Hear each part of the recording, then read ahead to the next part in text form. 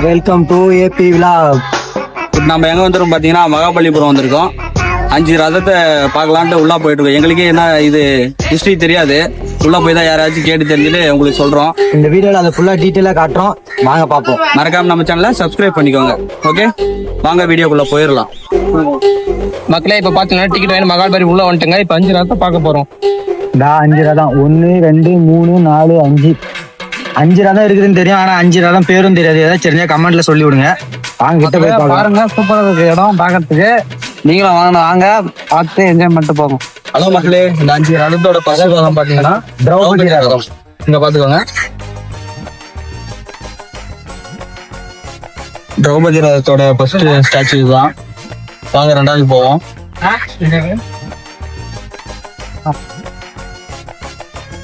மேல கேமரா வந்துடும் இல்ல, டக்குனு வந்துடும். யூடியூப்ல போட்டு டக்குனு. இது ரெண்டாவது ரதத்தோட பேர் பாத்தீங்கன்னா அர்ஜுன ரதம்.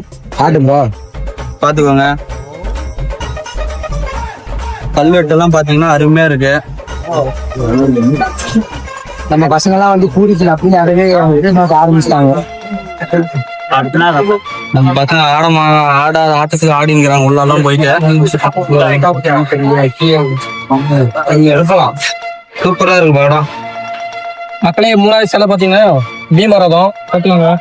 ஸ்டாச்சு பாத்தீங்கன்னா அருமையா இருக்கு. பீமரதத்தோட அருமையா இருக்கு பாருங்க. இது கட்டுறப்ப நிறைய வேலை வந்துட்டு இருக்கும் போல, பாதியில நிப்பாட்டு போயிட்டு இருக்கிறாங்க. என்ன பிரச்சனைன்னு தெரிஞ்சா அதை சொல்லி விடுங்க. பல்லவன் காலத்துல கட்டினதா எங்களுக்கு ஒரு அறிகுறி.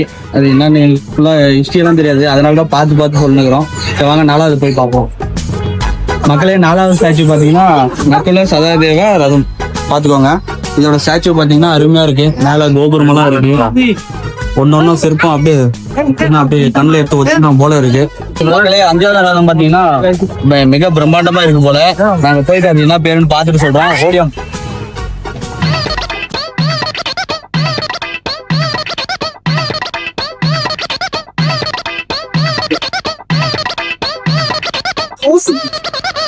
மக்களே, 5வது ரதத்து பேர் பாத்தீங்கன்னா தர்மராஜா ரதம். பாத்துக்கோங்க, நல்லா காட்டுப்புறோம். மிக சிறப்பா இருக்கு. பெரிய ரதமா இருக்கு. பாத்தீங்கன்னா 5 ரதத்தோட பேரை சொல்லிட்டோம். மகாபலிபுரத்துல இருக்கு. சென்னையில இருக்கிற மக்கள், பக்கம் சுத்து வட்டாரத்துல இருக்கிறவங்களாம் வந்து பாத்துக்கோங்க. நாங்க இப்பதான் ஃபர்ஸ்ட் டைம் வந்திருக்கோம், அதனால ஃபுல் டீடைல்ஸ் எங்களுக்கு தெரியல. மீதி ஏதாச்சும் இருந்தா கமெண்ட்ல போட்டு விடுங்க. எங்க பாய்ஸ்ல ஒன்னும் பாதி பேர் அந்த பக்கம் இருக்காங்க. வாங்க போவோம்.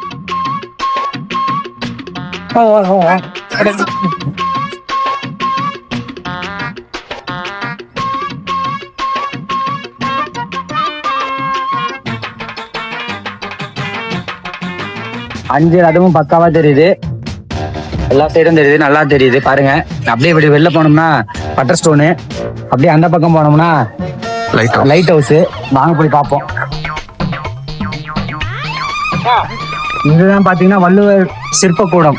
அதாவது பழங்காலத்துல பல்லவர்கள் இருந்தப்ப ஆரம்பிச்ச சிற்பக்கலை இன்னும் தொடர்ந்து அப்படியே வந்து இப்போ வள்ளுவர் சிற்ப கலைக்கூடமா இருக்குது.